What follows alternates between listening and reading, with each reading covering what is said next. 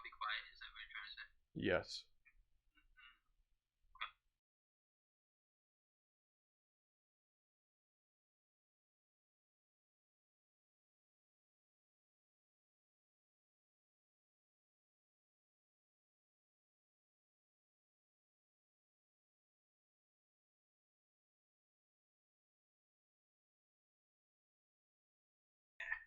Perfect, dude.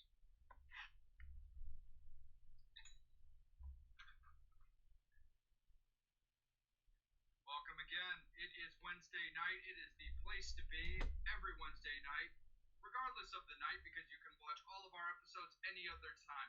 But we are live. We are here. It is the Dirty 30 show, 30th show of the Metal Summit. Your island of misfit toys. Jason, Bobby, Psycho Steve, Angel Alamo. I'm Jay, and for this episode, we have Bobby. How are you, sir? Hey. Awesome.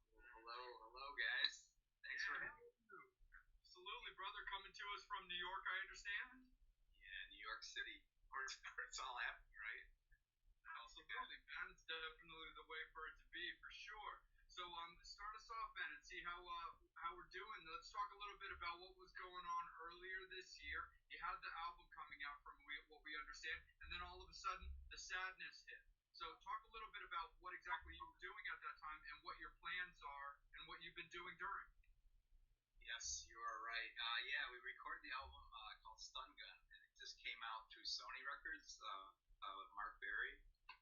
And the thing came out, I was getting all the press all together and everything, and then COVID hit. And we were just like, oh no. Well, yeah, we did a great video for it called Down, and that's where I met Angel. Well, we knew each other's before, but he came to the set, did a really great interview. And once it hit, what happened was all the fans were home. Everyone from around the world was actually home. No one was going out. They just kept buying my merch for the last 3 months. So it really, really saved me. They paid for everything, and I got these beautiful fan mail and letters every day.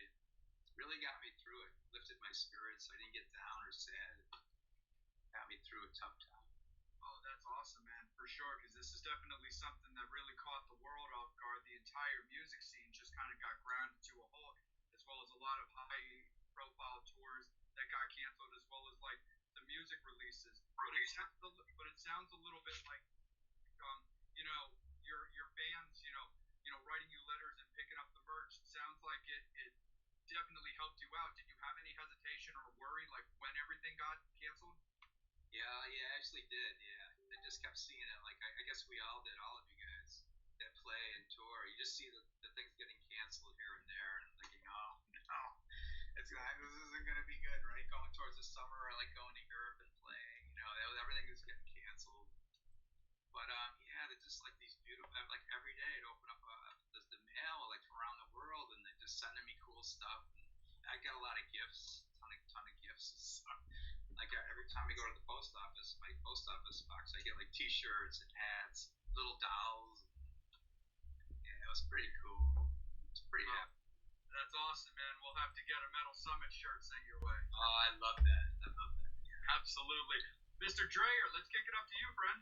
All right, sir. So, we trying to figure a couple things out. So I seen you went on the road supporting good friends of ours, Enough's Enough. And you were out on the road with a buddy of mine you met in L.A., Mr. Ronnie North. Ronnie. Mr. Nam himself. Yeah, I know. You still can't get me a pass. I don't know what's wrong with you. No, it's a running joke with Ronnie. But anyway, yeah, the tour got hooked up with Allison. We were just talking about Allison Mason. This is her shirt, just the metal babe. And I hooked up with her, and she booked this whole tour for me. And she recommended a guitar player named Ronnie North. And then first time we talked like for an hour, just all about gear. We didn't even talk about the shows coming up. It was just all about gear. And he got the bass player Elijah Sanchez, the drummer Jason. Yeah. He did this really sweet tour. It was really amazing. Working with him, he's a great guitar player. So you didn't know anything about Ronnie prior to going out to LA then? No, I didn't. No. He is an experience. We've been friends now, gosh, going on about 15 years. But Ronnie is, I definitely say, he's locked in on the LA scene, and just a great guy, wonderful musician. But I think. So you did that tour when? When is that coming out? Last March, I think it was last year. Oh, very cool. So right before the pandemic. I'm sorry. No, that was. I don't know, everything's blending. I can't tell one year from the next. Working with Ronnie, I room with him every day. It was kind of funny. He was just like, he took me to every like fast food joint you could possibly go, like Tommy's. Oh, Tommy's. It was like go Del Taco, you know what I mean? Like after the gigs. One thing that amazed me though, New York traffic's really bad, but every time we had to go on at 9 or 10, we would have to leave the hotel at 3 or 4 because LA traffic was so bad. Oh my gosh, yeah. Right? That really shocked me. I would like literally be hanging out at 4. He goes, dude, you gotta get ready. We gotta get to the gig. It's like not till 10 o'clock. Yeah, LA traffic so bad. It would literally go like 3 hours drive. Oh my god. I don't know. I guess New York's pretty bad too. You could actually do that too. Mostly subways here. That's what we take here. Oh. Man, right on. Psycho Steve, let's hear from you, good sir. Okay. So you started out. My first question is: was guitar and vocals your first instrument, or how did you get started? Yeah, it's always been guitar. Yeah, it's been like the guitar player and the writer. And I signed this huge deal with the RCA Records, like the 6-figure deal, the big advance, and all that with a girl singer, chick singer. And that did not work out. We ended up getting dropped, and it just did not work out. I swore I would never work with a girl singer again. So I went to take voice lessons, and I got my voice happening, and just started singing, and I came up with the range that I'm in now. It's actually a drop C, tuned down to a whole C. Wow. DR strings have made me a custom set, like this real heavy 13 through like 56. Yeah, and it's just killing it now. So yeah, the voice just set in, and I got signed. But it's mostly a guitar player, but now I'm singing, so it's a whole new thing for me, Did any of that music that you did record with that girl ever come to light of day? Actually, the company in Italy put it out. It was called Beck, Borrow, and Steal. RCA, and they just a couple years ago. Actually, someone through Facebook, a fan of mine in Germany, and he had the promo cassette from RCA. He said, "Do you remember this band Beck, Borrow, and Steal?" I'm like, "Yeah, I was a guitar player writer." And he said, "Hey man, I know this label in Italy that does like they're called the Lost Jewels. They put out old bands from the '90s stuff." Sweet. Yeah, and then he got me a deal with that, and then we got the Eddie, the drummer, and we released the masters and we put it out again. Cool. Yeah, that was like a cool thing. Like I just came back. Right on, for sure. Jason, kick it up to you, my man. So Bob, how did you get into it? What were your inspirations? Sorry, Jason, to jump in, buddy. I think we got you muted. Muted? Yeah, Can you hear me? Jay, you're mute. It's okay. We'll do sign language. yeah, right. Hey, Jay, it's okay. No, just sing off the microphone. Okay. All right. There you go. All right. We were just saying how much. So Jason Pearl's ready. so Bob. Anyway, you look like it's like sun out there. It's like behind you is all sunny out there. Oh yeah, it's Background effects. background. Yeah. Okay. It's Yeah. always sunny in New Jersey. Yeah. I tell everybody I'm in Alaska, but so Bob, what inspired you to get into the doing music? Like any particular artist just or? so Psycho Steve about this like Kiss fan. I was always like a major Kiss fan. I saw Kiss and I saw Alice Cooper like in the '70s. You know, they came to the Utica Auditorium, and I just blown away by it. I had to be like in Kiss. I even remember my dad taking me to a shoe store trying to get Kiss boots. He was gonna. Nice. My dad was cool. I'm like, Dad, I want to get Kiss boots. We were trying to talk to this guy to make me some platforms and stuff. It was funny, right? But yeah, that's what inspired me. Everyone could probably say Kiss. Alice Cooper, the original band, amazing. So I started Nice. playing from those days. Back to Very cool. Happy birthday, Neil Smith today too. Oh, really? The original drummer of House's band. Oh, nice. That's cool. Yeah, I saw Dennis Dunaway in a bar. He was in New York. BB King's was following him around. Yeah, who else was on? Ian Hunter too. I saw him. He had like this Robin Hood hat on. It was hilarious. Ian Hunter, oh my god! I was following around a bar. I was trying to make it a spectacle of myself. We're out here. Let's go. Trying not to be too much like a stalker. Yeah, like total fanboy. You know, oh my god. Dunaway. Angel, it's your time, my good dude. Yes, you wrote Stun Gun in upstate New York. What drew you there to write? Actually, I was looking for something different. After I came back from the LA tour, I was all guitars. I just kept thinking about guitars. And all my Arsenal guitars were at my parents' house. You know, all my 70s Les Pauls and my SGs. So I have a childhood friend named Kelly Yako, the drummer. And he recommended a studio up there. And we just went in there and he said, hey man, we could just go in their woodshed, record as long as we want, and just kill these songs. We had a bass player, his name was Scott Henderson. So I stayed at my parents' house, my old room, when like you guys all know we were kids with the posters up and stuff, and guitars, up in heaven, you know. And yeah, we just recorded the album up there. I'm really happy the way it came out. Cool. And definitely want to say hello to all of our fans. I'm sorry about that. I was testing the sound.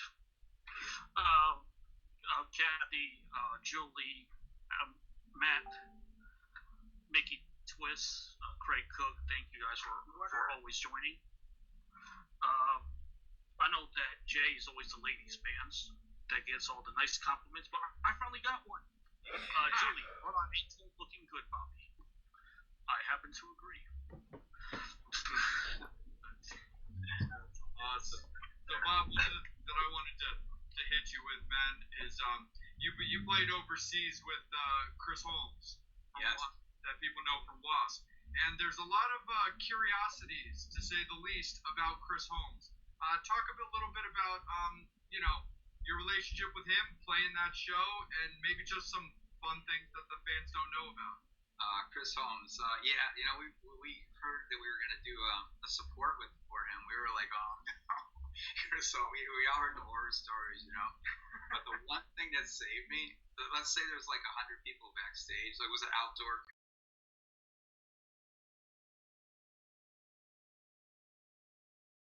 in the place, and he yells out, "Where's the York? Where's that guy?" Oh my God, I'm over here. He came over, he stood next to me, and he's just saying how he hated everyone. He hates the Europe, he hates the U.S. people, and he just took a liking to me. He told me, "You guys can use all our gear. You can use whatever you want, anything, all drinks on me." He even helped my guitar player set up his gear. They use the same kind of stuff, the same Marshalls. But yeah, he really took care of us. It was a really great experience. I can't say it like that. That's really cool. That's also kind of funny too that he's like, oh man, like I'm not really into Europe and I don't really like it, considering I think he lives in like Europe. I think he lives in France now. Yeah. His wife manages him. She's a good girl. She's pretty cool. That's awesome. Right? Were you that's cool.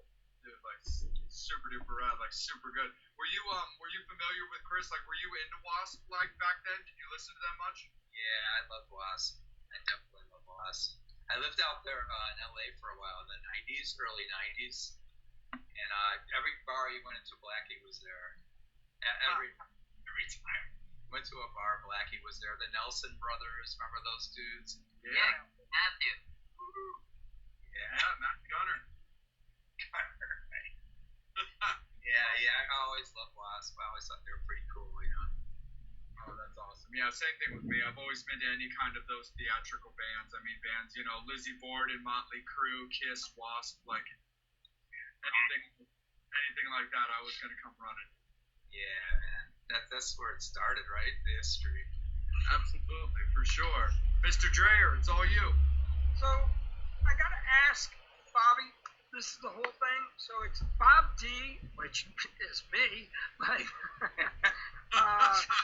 but That's my brother. what is with Petro? Yeah. So I couldn't. Why that? You I know, was in Europe and I saw the petrol signs for gas. So I took the L off and I took one of the logos in Europe for petrol, and I just took the L off. I made it Petro, and that's the band, my band. So I can't get the rights to Bob D, obviously, and I can't get the rights to petrol. So Bob D with Petro is my LLC, you know, my business name. I had to do something like that. So every time I try to do something with Bob D, they're like, no, there's like 10 guys like that, you know. That's where I came from. so the petrol came from over in Europe. So because I kept going. Okay, is it who is petrol? You know? Yeah, it's my band. That's like Ronnie. Those guys are all from, you know. I thought that was your name, so don't feel bad. Yeah. I love it. Very cool.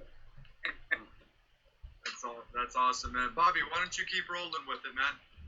So the tour over in Europe. So you did with Chris Holmes. Did you do any headlining?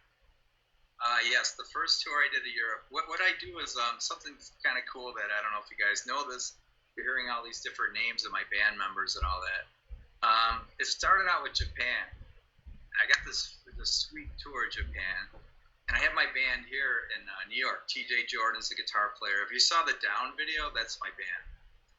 TJ Jordan on guitar, Allison Jones on bass, and Mike Manza on drums, and the live drummer is Scott Campbell. So what happened was, you get this bulk of money. You guys know, you go on tour, you get this bulk of money. And then they're saying, all right, so I want to fly all my 4 band members and all the gear out there for this amount of money. And it just didn't work out.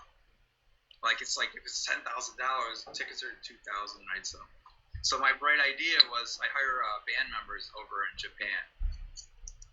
So I asked all my little fans and my little model girls over there, hair cutters, I go, who's the coolest drummer over there that draws a lot of people? And they came up with this guy, Satoshi. He actually had a recording studio right in Tokyo. So I used all Japanese musicians. I had a place to stay, a sprinter van, and I ship all my merch over this. And then we toured Japan. So I do the same thing in Europe. So I have a European band, and I have all my marshals over there, and I use musicians there. And my band in LA with Ronnie, and then my New York band. So if that clears everything, because people are like, this girl's your bass player? I'm like, yeah, but it's just cost effective, and it's just me moving, you know, instead of like trying to get a whole band with gear. It's just me going to Europe every summer with my guitar. You know? Yeah, I have a buddy who does that. His name is Neil Zaza. Neil does that. He brings his band, and Neil tours Italy and then Asia, you know, the Asian countries, and does the same thing. Another thing I wanted to jump into is you and I have a good mutual friend, Mr. Mark Hudson. Oh, wow, Mark Hudson. I actually saw him on a subway. Mark gave him I have a little pick card and stuff again, you know. Wicked writer, right? He's a good guy. Yeah, Mark's a great guy. He always wants to help everyone, you know. He's amazing. We're gonna have him on soon, but I noticed. You know, we probably run in a lot of the same circles. Right, we do definitely. Sure, Psycho, your turn. Yeah, let's kick it to that. Grant. We talked about Kiss, right? So, you know your influences. What was the first song you learned on guitar? And what kind of guitar was it? And do you still own it? That's a good one. God. The first guitar I had was a Jazzmaster copy. Okay. The flute thing, like a flute, and I still have it. Yeah, it's at my parents' house. I got it like when I was 7. Awesome. I think Strutter was the first song. Like Kiss, right? Strutter. Oh my God, I was so into them. I think you know that too, Psycho Steve, right? Of course. So many concerts, right? Yes. But then I got an SG. Like back, my first guitar was a Gibson SG. That was actually my first playing guitar. Then I got a Les Paul back at the same time. But it was always Kiss songs. As I'd say, Strutter, Cold Gin, then Alice Cooper. You know, what's that? School's Out. That riff right there. I was mostly into like Kiss, Alice Cooper, and like Deep Purple, like the heavier Black Sabbath. You know, never into any. That's awesome. Have you had any like? So, have you had any like hang time with those guys, like, or just chill time? I mean, you were talking a little bit about your interaction with one of Alice Cooper's bandmates in a bar, but have you been able to have any other kind of contact with some of those bands that you grew up with? No. I wish. Right? I mean, I hung with Paul Stanley at the Cat Club one night. I think he was with Samantha Fox, believe it or not. I was sitting next to Paul, you know. He was with Samantha with a VIP table. That's about it, though. They're just definitely my heroes. I mean, Ace Frehley, I love him. I go to all his shows in New York. Every time he plays. Have you gone to Psycho Steve to see him at all? Or? Yeah, I saw him at BB King's. I've seen him in Long Island. I've seen him in, Jersey. Let me see. Yeah, I actually just talked to Monique Frehley, his daughter, 2 days ago. Oh, really? Okay. Yeah, because I haven't seen her since the last time she was backstage when her dad was in the band. 2002, 2001. Yeah, I was at the BB King's show too. Cool. Then he played, I think, Sony Hall was there. Yeah, I think it was from Sony Hall or PlayStation Theater or something. Yeah, that's it. Yeah, that's what it is. They had so many names for it, right? I don't know. Keep changing it. So, and he just came out with a new album himself.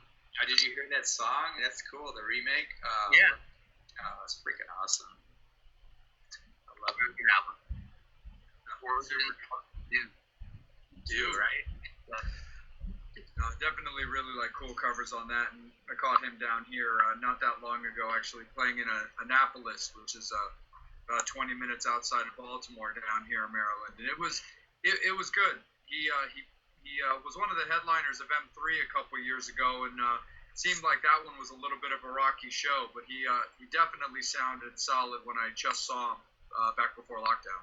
Oh, nice, right? Yeah, absolutely. Mr. Alamo. Yes, definitely got. Just want to give a few fan shout outs, and I do have a fan question. Bridget Sullivan, thank you for joining us as you do every week. Star Peters, welcome. We love you. Thank you for joining us. Our good buddy Lonnie Hammer, thank you for joining us. I got the CDs. I'll let you know about this weekend on Monday. You know what I'm talking about. The fan question. Yes. When are you coming to Texas? And this is from Carol Valentine. Texas, man, I so want to play. We played South by Southwest a couple of years ago. That was amazing in Austin. It was like one of the best. The best part about it is you can go to any club and it's like back to the hills. You know what I mean? Like every musician's dream. It's like it's totally. You just walk in, it's packed. You know. But we played down there, and we had a great response. And if that tour comes down there, Carol, I definitely want to see you. Get that booked for next year, right? Absolutely. Yeah. And I got a question. This is the EP, Stun right. Gun. I actually went out and bought it and love listening to it. So I definitely have a question about Monkey On My Back. You wrote that song. It rocks. But I never really paid much attention to the lyrics till like later on. It kind of deals with alcoholism. How did that song come together? Because it seems to have like a really powerful kind of message to it. Yeah, a lot of people have demons in their lives, and I never really been into the alcohol thing, but one of my friends had a super problem. Like when you guys have your best buds and they got that problem, it's either drugs or something's going on there. It's actually about my friend. He had a really rough time, and he just kept saying like, mate, it's like I got this monkey on my back, and that's where that came from. And the funny thing was, I was with the guitar player in a UK tour, and he's like, "Mate, I lost 10 stones for the tour." I'm like, "What the frick is a stone, dude?" It's like pounds. So that's for like monkey on my back, 10 stones of alcohol, something like that. Get him off my back, So I used that line from the guitar player. But yeah, it's about substance abuse. A good friend of mine, which is okay now. He's okay. He's recovering, and we're good. Cool. We're all glad to hear. One of the interesting things about when we were at the video shoot, you actually played Down. And I'm kind of familiar with your music, but when I first heard Down, I thought he was playing a prank on me because it sounded completely different from everything that you do. When you do a song like Down, something that is completely different from previous work, is there any concerns about fans not liking it?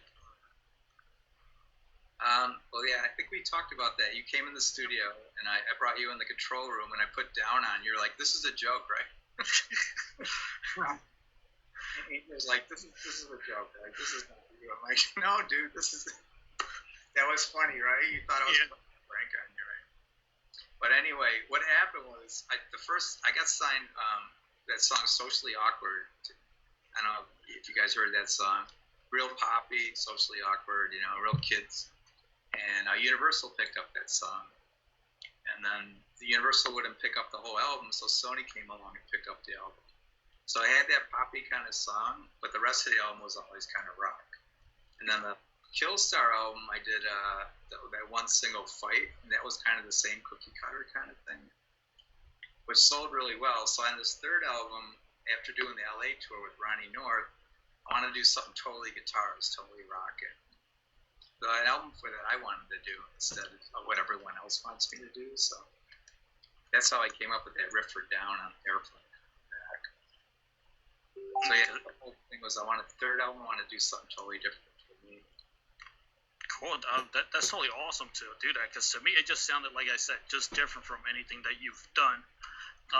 We also want to welcome Rick Sloan. He has a question. Hey Bob, have you been using all the new studio gear you got during the lockdown? Yes, that's another great thing. Right before the lockdown, I went and bought out an all-new recording studio. New gear, and it was like the perfect timing. So every day, I just stayed in and recorded every day. And got merged together, sent out. Yes, tell Rick, yes, I've been using it. Now I got all these new songs ready to go. I'm definitely hammering on it now, so it took me a while. Especially the drums, right? You guys get the tune track and all that kind of stuff, or? Yeah, I'm a big tune track guy. Yeah, right? I love it. Easy Drummer, oh my god, it sounds so good. It keeps your creative juices flowing, and those guys are great. They just came out with the whole new Easy Bass now. It's like, I don't even need a band. Yeah, I have my bass here. And they don't complain either. Right, that's true. Oh, I can't make it. Oh, can we do it? Shut up. Less gear to carry, too. Yeah. Don't have to feed them, pay them, or anything else. I love it. That's so cool. Like, hey Bob, when it comes to being like a rock guy and having some of the more like pop friendly radio hit kind of songs being like the ones that get picked up and kind of like pushed, does that like bother you in any way, or do you kind of look at your songs like all like really, really closely and happy, and like, hey, if this one picks up and takes off, even though it might be a little bit lighter or a little bit stylistically different from like my style per se, do you have like any kind of feels about that kind of stuff? Or are you just stoked in any way? That's a great question. That's what I was trying to touch off before. Like our sets like hammer and rockin', and then we would have to do the pop, the single, It's socially awkward. like 12, you know what I mean? But I mean, blessed that I wrote this song and it got me signed. You know what I mean? I'm never gonna like just that song, but I don't know. Angels heard me play, but like we do the real rock set, and we always have to pick that song at the end or something. It just doesn't quite fit in. But just like you said, it's like sometimes it's kind of hard. You just want to rock out. You don't want to do the pop. Yeah, that's a great question. No, totally. I mean, so from your career and your experience, those type of songs, like you found that they have to be in your set. Yeah, they're not stuff you can leave out. Yeah, it definitely has to be in the set. Gotcha. I'd rather do songs like Down and Monkey on My Back. I mean, they just rock. I mean, the last show we did at the Delancey here in New York, we ended the night with Monkey on Your Back, and we were walking to the subway. There was a whole group of friends of mine. We were just singing Monkey on My Back, walking in the subway. We were all drunk. It was like, oh man, it was so much cool. It was cool, right? Just having people singing the song and stuff. So, but thanks for buying an Angel too. Like, thank you. No, definitely.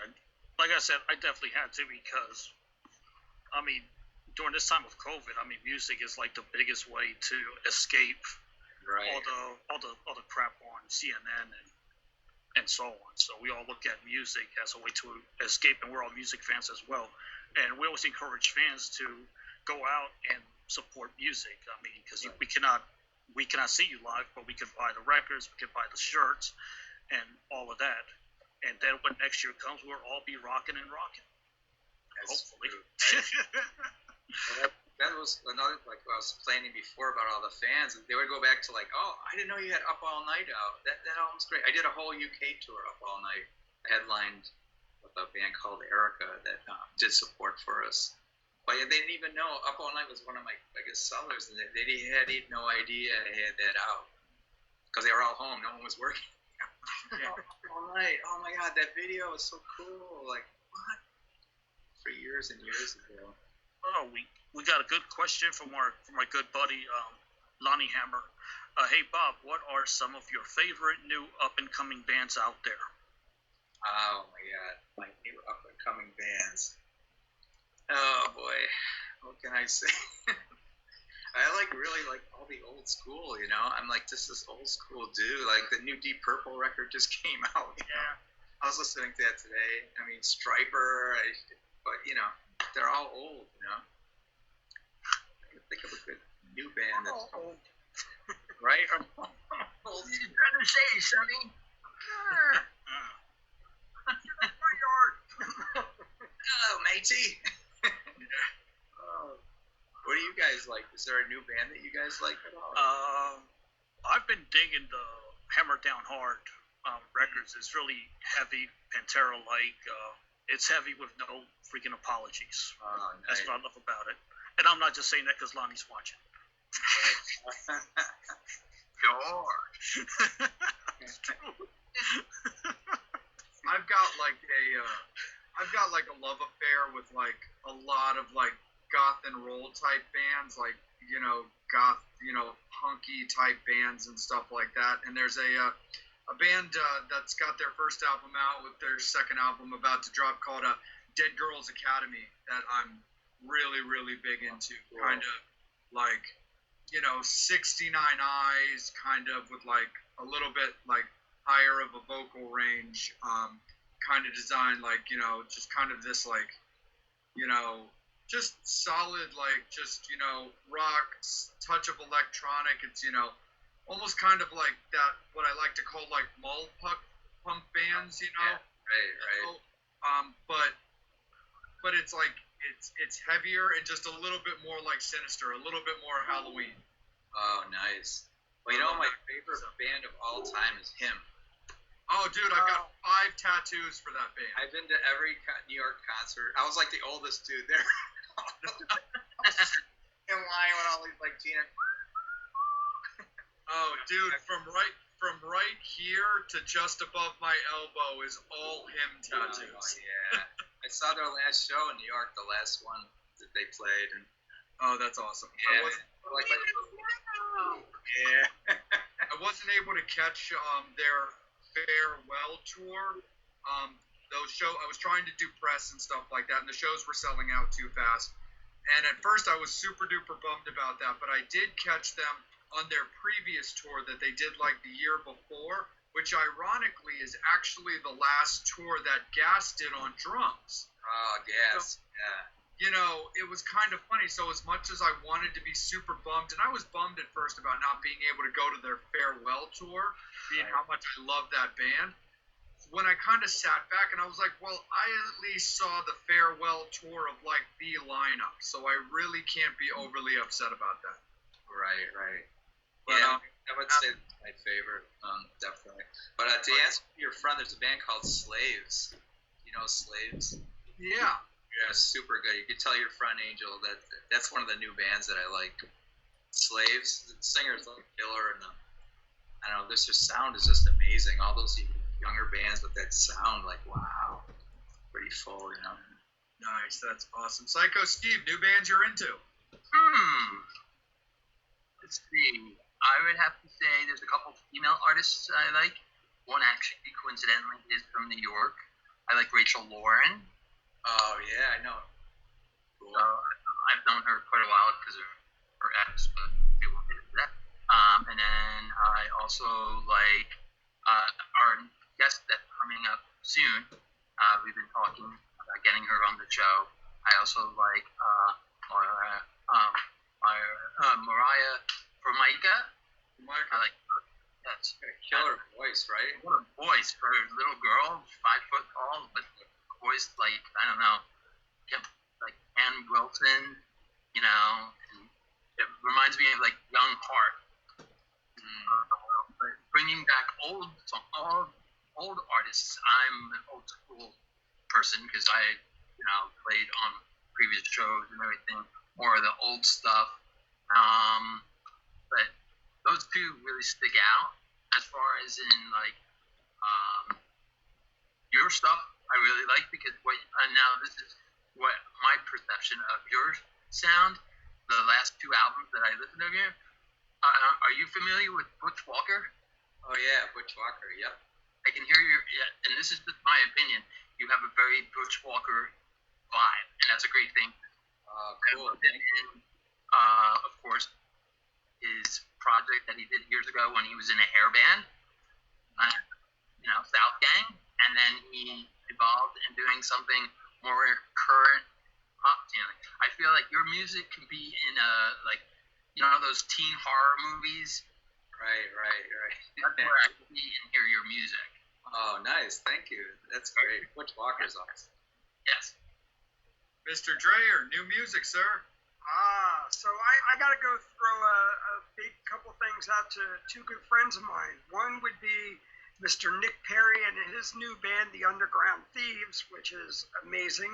And then I had the opportunity on Monday, Monday, to shoot a video for his former old bandmate, Walt Lafty, the former singer of Silvertide. And Walt's new stuff coming out is incredible. It's very Mulholland Drive-ish, very so far away from where Silvertide was. But then I love bands like Fallen State, Joyous Wolves, Dirty Honey, The Hue, some of these bands that are coming up, get Black Cherry Smoke, and, which has their roots into that 70s rock, which is, the Black Oak, Arkansas, and, that driving, just that driving sound, a little bit of Zeppelin-esque, old Aerosmithy, So that's probably where my head's at right now. And I got to give a big shout out, Emily Wolf, amazing artist from Texas. I got to meet her at Summer NAMM and Winter NAMM last year. She's with Epiphone Guitars and El John Go, who's with Epiphone. If you get a chance, check her out. She'll blow your doors off. She and her is, which is H period, E period, R period. Nice. That's kind of where my head is right now. Actually, the one thing that also kind of hit me, especially with Bob, you being a New York guy, and that just kind of hit me of another band that I'm really into right now that just put out their first album. When he mentioned Silver Tide, it reminded me of the band Silver Tomb that's been out now for a little while that I'm way into. Right. Because of my taste in music, I mean, I'm a glam metal guy first, but I'm like a hardcore goth rock guy second. And I was a lunatic for Typo Negative. And, so Kenny and Johnny have this band now, it's Silver Tomb, that I caught in Baltimore on their first tour. Mm-hmm. And they're awesome. And, we love Kenny and we love Johnny, and Johnny looks like he's going to be a solid part of the ongoing Quiet Riot band. Nice. That's great. That's definitely exciting for there, but it's very cool. So, like, if you're into, like, Typo Negative, it really definitely has that sound. I mean, you're never going to replace Peter. There's, like, Peter was just his own kind of guy, like, style, vision, singing. But I definitely got to give some love out to Kenny and Johnny with Silver Tomb, because I really love what they're doing, because you get that Typo Negative feel, but they're also not pandering for like Typo Negative, like, love and stuff. It's a whole new thing with a whole different kind of like, style and feel, but you can't help but watch it and get some of that sound and be like, yeah, I'm in my happy place watching these guys. So definitely got to give some love out to Silvertone. Nice. Very cool. Yeah. Angel, actually, let me kick it back down to you for another question there, my bro. Sure, got a few more questions here. This is from Kathy. Kathy wants to know, hey Bob, so tell me, how do you stay so young looking? Oh boy, thank you, Kathy. I like that. Moisturizes. Yeah, moisturizer. No, let's see. Just playing music, just being totally happy playing music. I know it sounds cliche and everything, but like we were talking about COVID before the show and what it was doing to me, and it was just like every day. I got up, I recorded in my studio, answered fan mail all day, and I got gifts from fans, beautiful things, and it just keeps you healthy and keeps you going.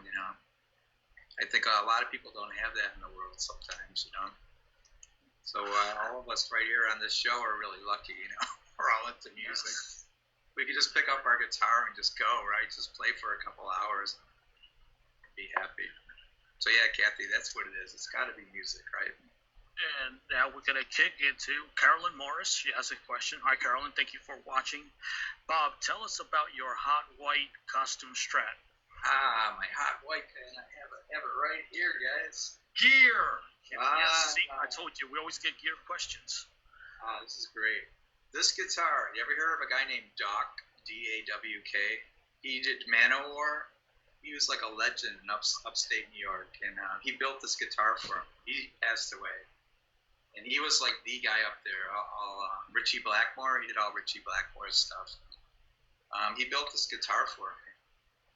And when I first moved to New York City, Ron Beanstalk was my lawyer, music lawyer. I know Ronnie. You know Ron? Yeah, he's a Jew. I'm a Jew. It's a thing. And I'm on the phone, and I said, man, I got to talk about my sound. I'm looking for a new pickup. He goes, I have Larry DiMarzio on the other line. Hang on. Larry, Larry, I'm going to hang up. Call me back. Larry DiMarzio hand-wound this PAF for me. Oh, very cool. This pickup for him. And this is the guitar that I take all over the world. It's been to Japan, the UK every year. I just take the neck off, and it goes with me in my bag, like a kid's bag. The bodies gets wrapped in the neck, Yeah, this is the Guitar Caroline. This is the beauty. This is since the '80s, like 1985. They had this guitar. Wow. Yeah, but Doc, he built it. He just passed away recently. If you look him up, he did all Richie Blackmore. I have Richie Blackmore's cabinets, actually, the Marshall cabs. Wow. Yeah, we got a couple of those. And we got a touring question from Lonnie Hammer. What's your favorite, Silver Eagle or Prevost? I hope I pronounced that correctly. Prevost. Prevost? Yep, there you go. Yeah. Thank you. Prevost. Yep, that's what I meant. Silver Eagle, I would say, right? I mean, everyone's good, you know. Every time we play, like every band, it's so good. Even in Europe, when we went to Europe, the support bands were killing it, you know. Just all had great sound, great gear, and everything. Sometimes you wonder, you know, you're like, oh man, especially with Chris Holmes, right? You just got to go up there and nail it, you know. Yeah. I'm lucky to play with great guys, but every guy I play with in all the countries always have a great following. The latest gear, endorsements, and everything. I've got a lot of endorsements too, so it helps out. Everyone over there uses Black Star amps. Do you guys know Black Star? Yeah, I do. Yeah, for sure. Yeah, they're all right. I wasn't such a fan. They get the job done, but I think they're like a little bit of like smoke and mirrors, just because I think they're like the new hot thing. Yeah, every club's got them. Go, we got Black Star, right? It's like, yeah. You could thank Dave Bagel Unger for that. Oh yeah. He's one of their reps.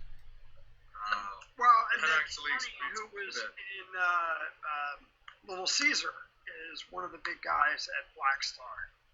Oh yeah. Oh okay. Played with Earl Slick. Oh nice. Well, I'm with Voodoo Amps. You know Trace Davis. Yeah. He does AC/DC. You know, he does everyone. Richard Fortas, Guns N' Roses, Joe Perry's amps. He hot rodded my Marshalls. That sounds killer. You don't need pedals. You just plug it and go. You know. That's great. Yeah, pretty amazing. I still have my same Marshalls, but he just took them and just brought them to the next same mod as Joe Perry has. Wow. Oh, right on. And good company there. Yeah, he's in upstate New York, Trace. I know he was out with ACD. He goes out with all those bands too. It's pretty amazing, you know. Nice. Oh yeah, Bobby. Let's kick it up to you and let's keep some of this gear stuff going. Okay, so you with being from New York and that, I mean, you were mentioning about the amps. I'm amazed you haven't used Bill Baker. I mean, Bill did all of Ace's amps and everything, and you know, which I have a couple amps from Bill, but I mentioned Earl Slick. With you being from Slicky's right up near where you are too. Right. Yeah, I've seen him play many times here. Yeah, just an incredible guy. Baker, huh? Oh, I have to write that down and check it out. Yeah, he was Ace's guy. And then you mentioned with Ace, Johnny O. Johnny with Like It, you know, guitar player. I met Johnny through Rock and Roll Fantasy Camp and everything else. But Johnny's another one too, New York cat, and you know. He's gigging all over the place. Have you guys ever thought about throwing something like that out? I mean, you know, there's a lot of, you know, Bob, you're up there, John's there, getting this thing going, getting like, you know. Yeah, they're not letting us play. We had a date. Where was the club I'm supposed to play, Angel? I can't remember. The Bowery? Yeah, the Bowery Electric.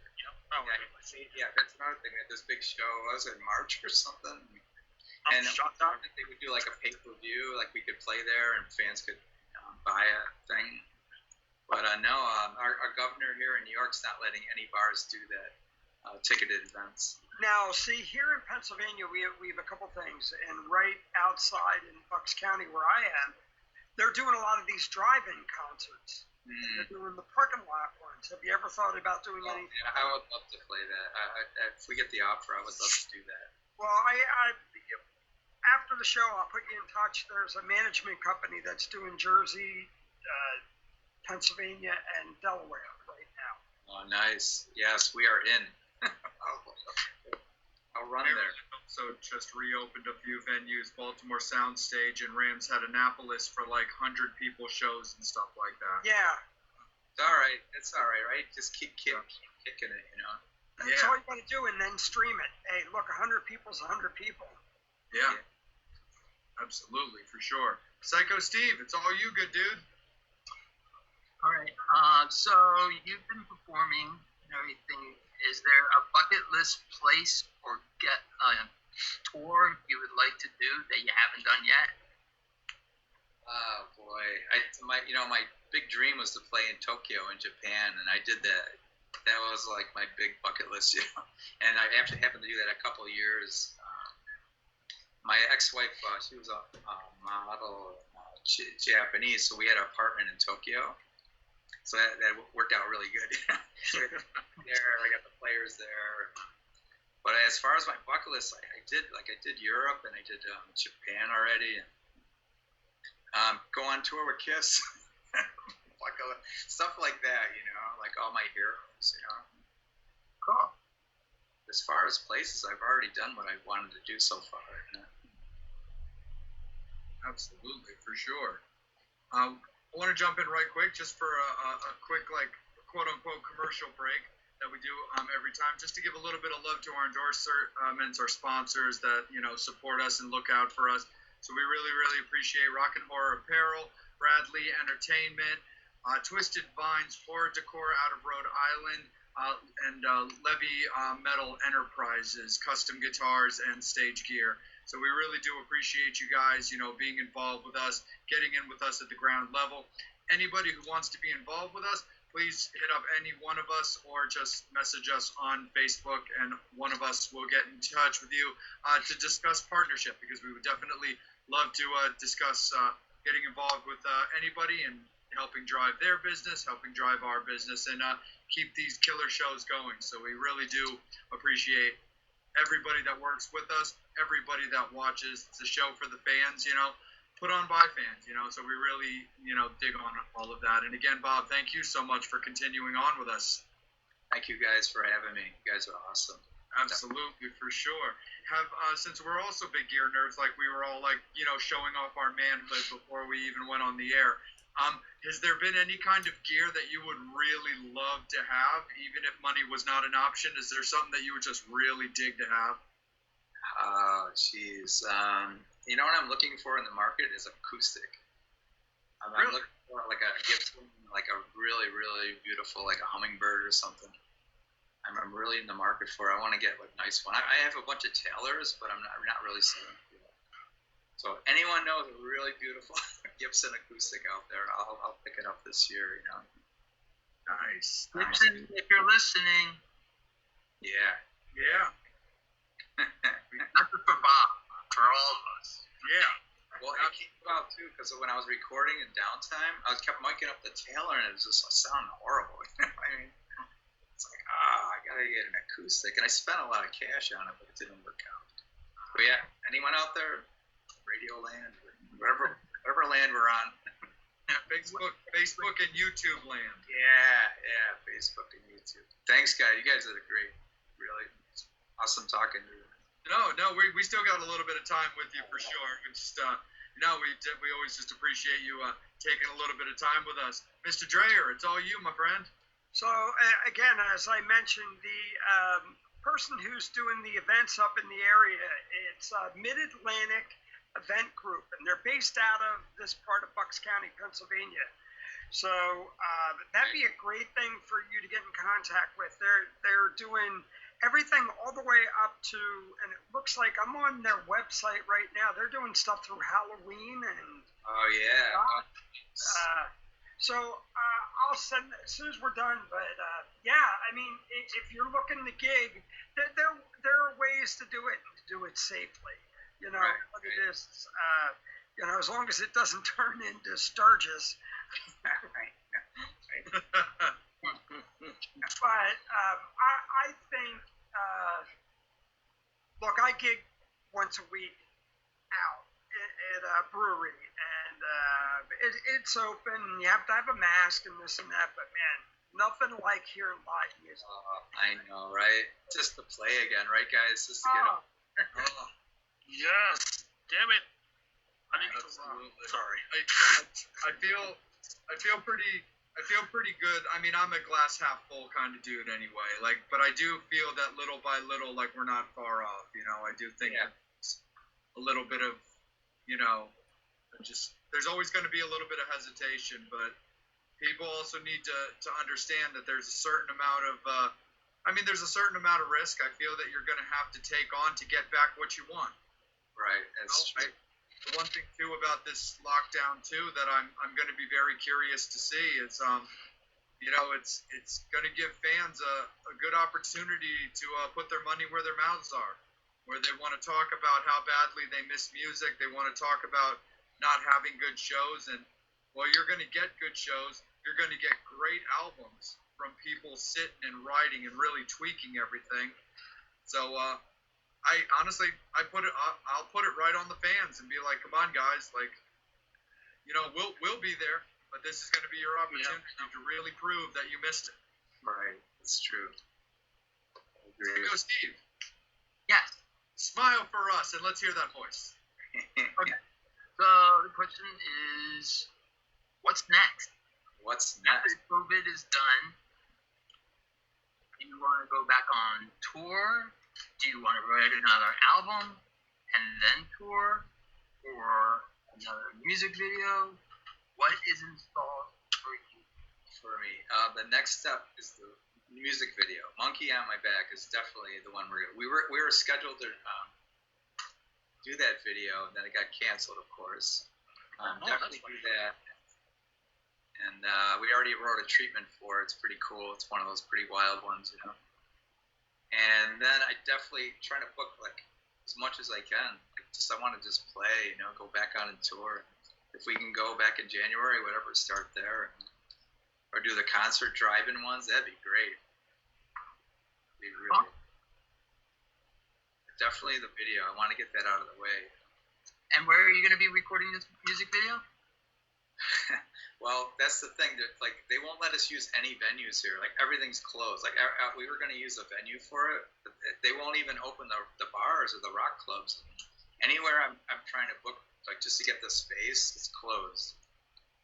Angel's living room. Yeah, I was going to ask you. I didn't know if I should. Are you willing to come to Jersey? Angel's living room. That's our next. There you go. Are you willing to come to New Jersey? Oh yeah, of course. Yeah. All right, we'll talk off air. All right, great. Yeah, we can use Cycle Steve's backdrop without the AC.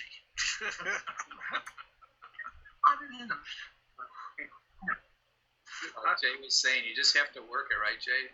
Yeah. Just keep going. Like, you know, come to you have someone in New Jersey, just go, like, do the video and make it work, you know? They have a concert, you have a concert thing, call that company, and we'll get that going, you know? Definitely. For sure, man. Like, that's the way you got to do it. It's what you got to do, man. It's really what you got to do, you know. And then it's also like, you know, the bands, you know, kind of kick-starting their thought process and be like, okay, where do we want to go now? You know, do we want to focus? You know, we've been at home now for a minute. Do we want to focus on home stuff and just kind of clear the board of all of that? Or are we just super duper antsy for the road? I know I'd be super duper antsy for the road personally. Yeah. But I think something like that could definitely be worth for you, Bob. Kind of looking around at some other, like, you know, out of New York states, because, you know, we all love New York, but they're working a little bit against you, bro.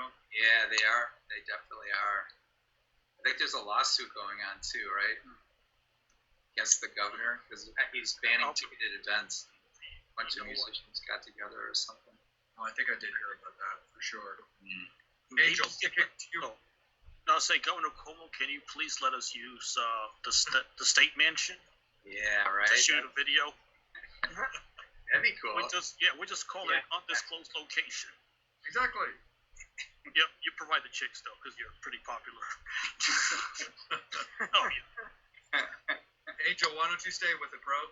Oh, what's the most stressful thing about touring? You know what? 5 hours in a Sprinter van. Like when we did the UK tour, the band's in Newcastle. We go down to London. Every show was 5 hours away. Like we would literally get up and drive. Our legs and knees were all old men. We should just laugh, just like trying to get out of the van after 5 hours, And then over there, you play an hour and a half to 2 hours. New York, we only play like 45 minutes to an hour sometimes. I mean, Angel, when you saw me, it was only 40 minutes, 45. Yeah. But over there, it's an hour and a half. I think the most stressful thing is just getting out of that Sprinter van, the tour bus. I think I heard Rick Nielsen from Cheap Trick say that too. He said, "What's the most stressful thing about touring?" He says, "My knees. My knees keep locking up." I know on your last album, you did like a pretty cool treatment for the video fight, which kind of had a bit of a poison feel to it from the. Now I don't know the name of the song. Nothing but a good time. Yeah, that one. Oh yeah. It kind of had like a bit of that treatment. How did that come about? Because it worked perfectly for the. For the song. It was the drums actually. It's got that jungle beat like. That got the whole thing going. Like when you hear that, you think nothing but a good time. You think all the '80s kind of bands.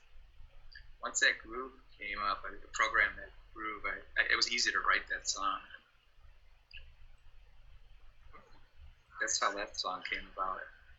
I have a whole drum machine all full of all kind of cool grooves. You guys know, like when you're playing to a groove, it's so easy to write, and you get a great guitar sound. That's so easy, right? I guess. Oh, go ahead. No, keep it rolling, bud. No, I guess when you go back to touring, because like I said, the EP, Stun Gun, 6 awesome songs. You got to keep promoting it. How do you pick which songs to play live once you resume touring? Yeah, that's always the singles have to be in there.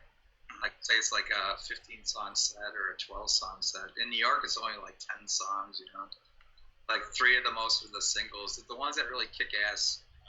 It's like a crescendo. You guys all play, so you kind of know. Start off strong, you build it up, and then you come down in the middle, do a little theatrical thing, and then end it out pretty strong. Those are always the songs that rock.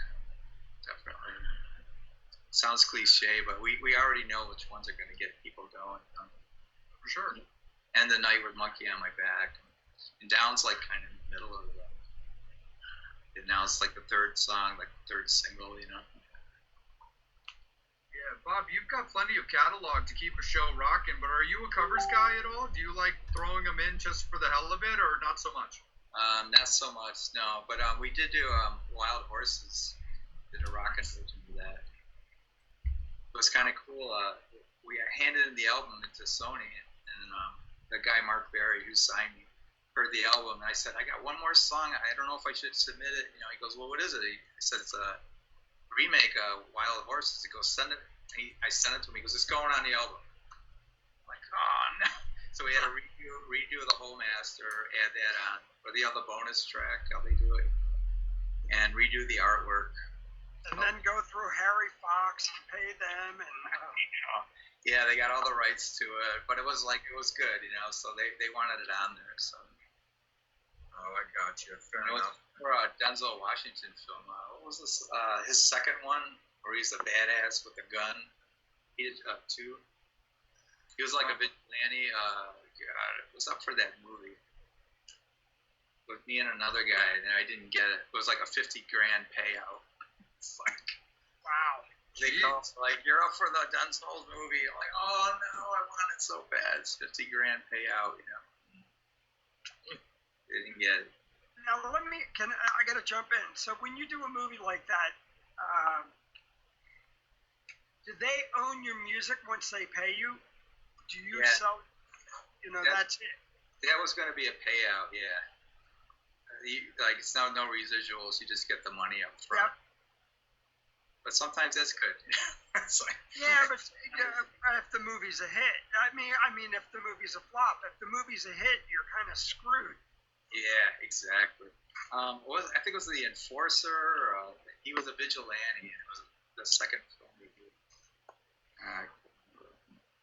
But yeah, sometimes it's good. I get a lot of royalty checks from like the 80s and stuff where they did stuff. Nice. It's keeps coming, you know, like the gift that keeps coming. I go Yeah. out and say, right? Getting the Like the Jelly of the Month Club. Absolutely, for sure. Actually, since we were talking a little bit about shows restarting and like what shows, you know, what areas are even able to do stuff, the one thing that I know is going down here that's actually pretty rad that got announced not that long ago is Pete Avick. I don't know if you're familiar with him. He's Bret Michaels' longtime guitar player. Okay. He's actually doing a Halloween show down here in Maryland. It's going to be in Timonium, which really isn't that far from Baltimore. It's like pretty much right by it. But that's actually something pretty cool. So I know a lot of the Maryland fans, especially with Pete, like you up in New York. Pete is from Manassas, Virginia, and he's got a big following there. You know, as well as all the time he's written and recorded with Brett. So that's actually something pretty cool as far as like a show that I know is coming up that actually is going to be a thing where, again, it's limited capacity, but you know, Right. it's tickets being sold. You know, it's a Halloween bash with Evic, and it's pretty. So that's pretty cool. So that's definitely something I know that I have on my radar as far as a way to get out of the house and get some live music just back in the veins. Exactly. Yeah, that's perfect, right? That's a perfect thing, you know. Yeah. So something like that. It looks like maybe trying to escape NYC is I something know. you have to look into. I think. I gotta get out of here, right? You definitely want to go down to Baltimore. They definitely have that cool venue. Rams Headlock, that's the name of it. Yeah. That's like my favorite venue. In the areas that we see music. I remember the '80s, like Hammer Jacks. This Hammer Yep. Jack. Yeah. That's coming back in theory. Oh yeah. Cool. They've been working on it for years. I mean, it's one of those things where like I'm stoked for it. I really am because I was around for Hammerjacks, but I didn't really get to enjoy it. Yeah. But it's kind of one of those things too where, don't get me wrong, I'm well aware of all the red tape when it comes to like getting a venue opened and this, that, and the other thing. But you know, it's kind of one of those things like, hey, look, I'm supportive, I'm excited, but I'll believe it when I see it. Right. So definitely stoked about that. Angel, let me kick it right back over to you, brother. How we doing with the fans and you? Oh, we're doing awesome. Rick Sloan, the whiskey would be a bucket list checked off. Lonnie, you guys all rock. Much love. Star Peters, we need live shows. Yes, we do. Nice. So I guess when you get fans that say, you know, why don't you come to this area? Why don't you come to this country? Or, you know, what do you say to them? Because we know that a lot of times, if you had it your way, you would definitely go tour everywhere. But we know that there's promoters involved and that sort of thing. So what do you say to fans that always say, hey, why don't you come play in my city? Right. Yeah. It is up to the promoters. One thing happened to me on the UK tour. They wanted us to do Paris, keep going, you know. But the money, it was like on a Monday night, and I was like, we just could not. The money would have just been spent, and all the fans there, like, I just was getting hammered. Like, you got to come to Paris, you got to come to this area, and our little girlies there, and the promoter wanted us to keep going into Paris. But it was the kind of thing where the money wasn't there, you know. So we were so disappointed. The fans were disappointed. So yeah, so it boils down to like, you know, dollars sometimes. Like you want to go into an area, but you're doing really good in this area of the country. Even when we did the LA tour, they want us to go up to Seattle, which is great, and then go east from LA. You know, I definitely would do that. But Allison, we're gonna work with her next year. I think we were on air when I said happy birthday to Allison. Sure. happy birthday. So when you go to places like Japan and Europe, how many guitars do you take with you? I always have this my white one with me, the custom dock one, and the guitar player has a Les Paul flood. That's a great thing about working with a guy over there. He already has another Marshall for me, and I always bring 2 guitars, one for a spare, and I never let the white one out of my sight. I sleep with it. I keep it under my bed sometimes. I carry it around the club. You know what I mean? It's like I freak out. I can understand that. I mean, unfortunately, there are just numerous horror stories of people's gear and personal effects, escaping at the hands of less than favorable people. So the singer from Vixen, she just had all of her leathers stolen. Yes, that's pretty. That's just fucked up.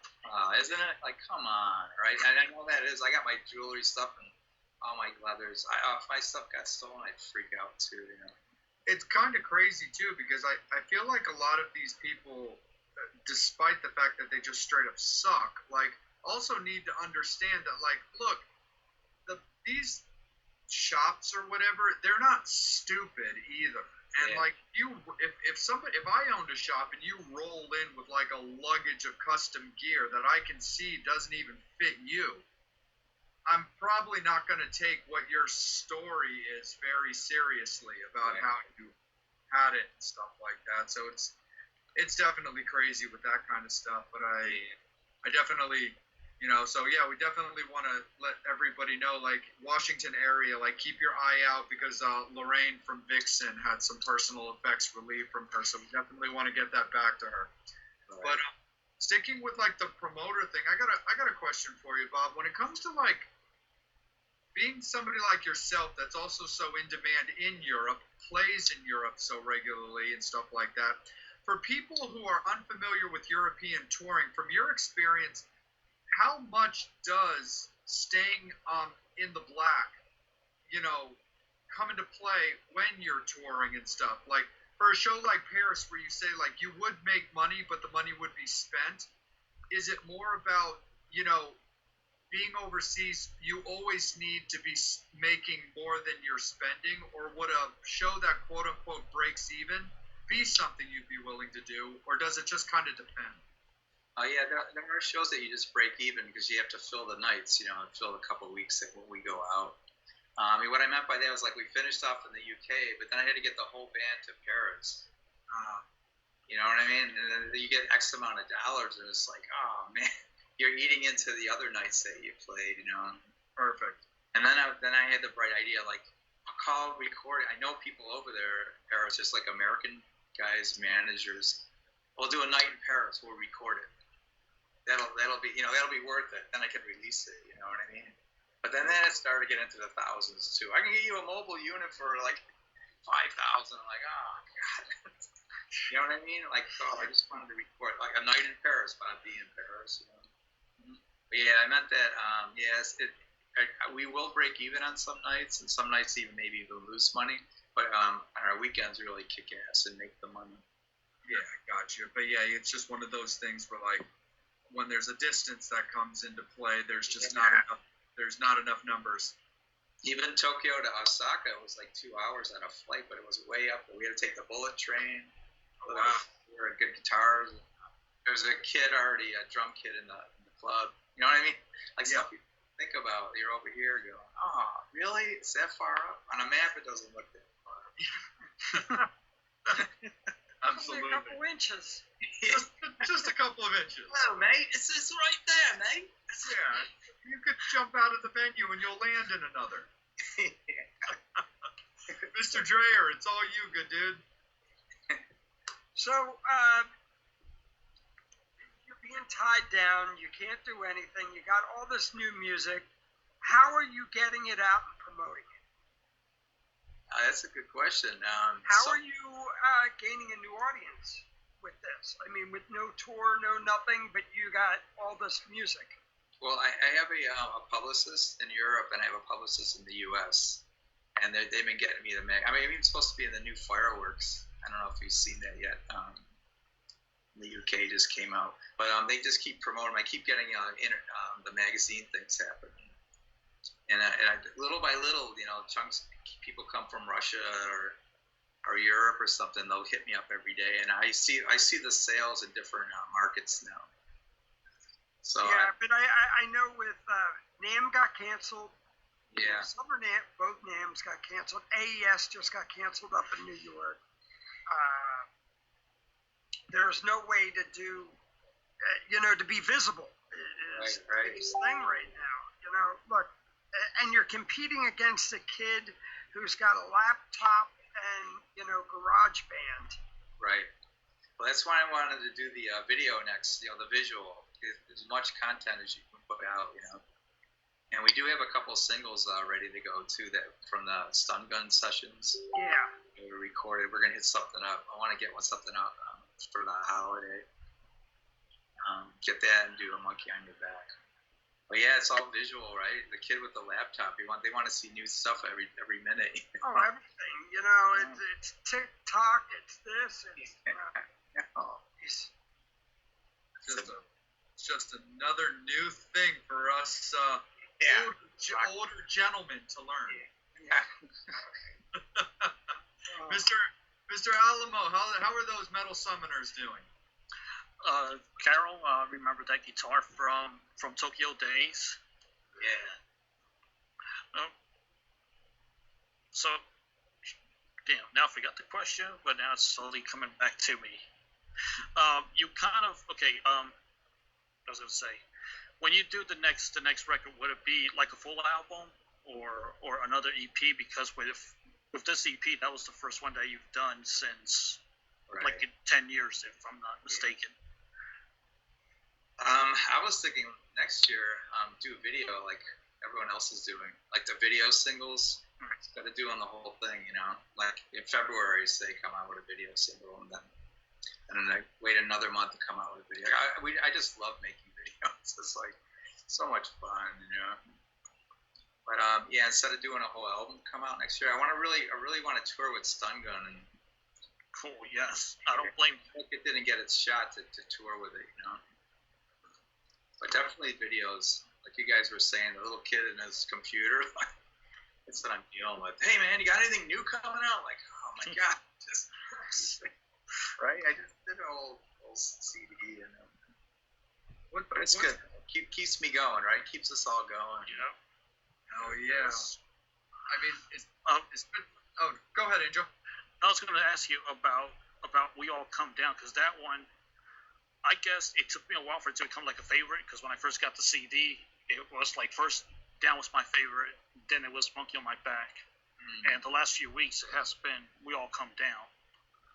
So how did that one come out? Because it's like a really cool rocker to listen to. Yeah, riff on that. I was just playing around with my guitar, getting that riff, and it hit that chorus. I woke up in the middle. You guys all had the tape recorder near your bed or the iPhone? We all come down. I was like, one of those kind of deals. That's how that one came down. It was mostly from that riff. And then once we went in the studio and we jammed on the riff, the lyrics came really easy. I tend to write mostly just the choruses and like the first verse to go into the studio. And then most of the time while we're recording, I can work pretty quickly. Shit out there. Even that song Fight, that session was at 12. I was in New Jersey, and I didn't even have the complete song yet. I had a great chorus, and I just wrote it that morning. I put all those cheat sheets on the table, and I got the best lines. But that's how I do it. What's your take on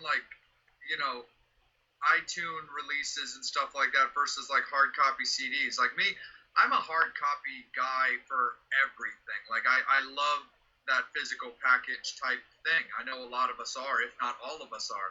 What's kind of like your take on it as a musician who's putting out music currently in the world we live in now? I sell Europe's all CDs still. It's all CDs. Really happening. Yeah, I mean every show, you bring boxes of CDs and you sell them. People definitely want merch. Here it's more mail order. It's not really at the clubs for me anyway. I know maybe people are different, but mine in the U.S. mostly just mail order to get it off my site. But I love CDs. I'm still a CD guy. Yeah, trying to get hard copy in my hand, you know. That's not a big fan of iTunes, Spotify, you know, that kind of thing. Yeah. No, I definitely get you with that. Like, you know, not only just to listen to it, but yeah, no, I mean, merch, of course, you know, still getting things signed, T-shirts to wear, all that kind of stuff. But I always find it interesting, you know, talking to musicians that really do have a long career where, you know, hard copy things were the only way, and now in this day and age, you know, they're not necessarily the way. So I always find that to just be pretty interesting. Yeah. For sure. Bobby, let me kick it up to you, my friend. So, we talked about all this and everything else. Plans for 2021, other than touring? I mean, other than doing this, what do you see yourself doing in 2021 and beyond? I definitely want to get into making videos, making films. That's the next progression after I do Monkey on My Back. And there's a ballad on there too that we wrote a really cool treatment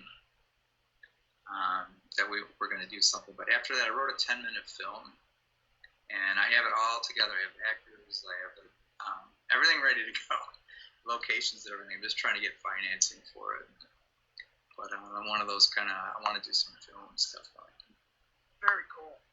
Yeah, that's like we talk about bucket list. That's my bucket list for 2021. Get my now once I get the 10-minute, I wanted some people to come around and go, "Oh my God, that was amazing! We're gonna give you a budget for a feature." Absolutely, for sure. Angel, before I go into our closing remarks, brother, I just want to kick it to you one more time and see if there's anything from the Summoners that may have popped up. Nothing new from the fans. And again, Bob, I think that the one cool thing that you're doing is with like the concept video 10 minutes, because nowadays when we watch music videos, we just hear like the song, and we're familiar with like the 80s when bands would do music videos that kind of had a bit of a storyline to it that kind of made it entertaining. Michael Jackson. Guns N' Roses with the trilogy. Right.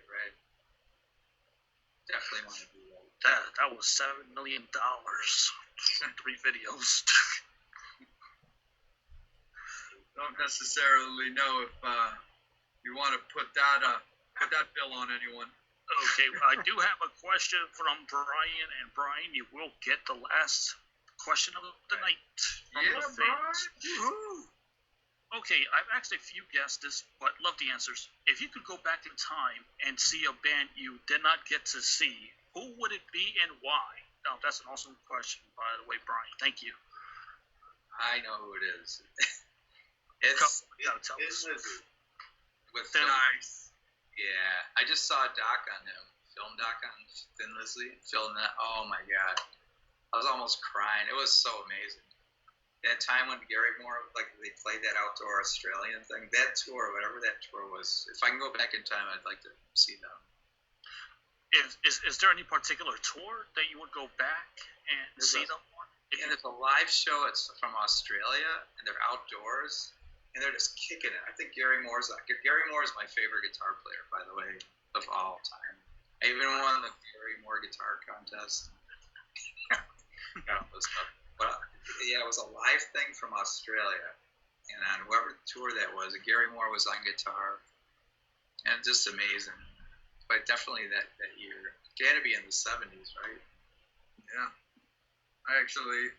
Because you said Thin Lizzy, I got to ask you about this. Are you familiar with the band that was Thin Lizzy and now is Black Star Riders? Oh yeah, I follow all that. Yeah, definitely. They sound great, right? I love them. Yeah, me too. Yeah, no, totally cool. I'm a big fan and stuff. Yeah. But Angel, anything final from you, and Bobby, anything final from you guys? I was gonna ask. Well, you actually answered the question on what artist musician influenced you the most. You answered that one. Gary Moore. Oh yeah. Yeah. Bobby, final thoughts, brother? No, I'm pretty good, man. I just want to thank Bob for coming out tonight, and I definitely, after we lock this up, I want to give you some of the information that we talked about prior. And maybe, this way we can get you some new fans in the area. Hook you up with this Mid-Atlantic event group here in Pennsylvania and that. And, I know Mike LeCompte from LeCompte is doing some things, and he played with Tangier, and there's a couple of, but it'd be great to see, people to be able to come out and hear you live. Thank you. That'd be great. Thank you. Absolutely. On that note, Bob, so how can people find you and where can they get your merch? It's www.bobdwithpetro.com.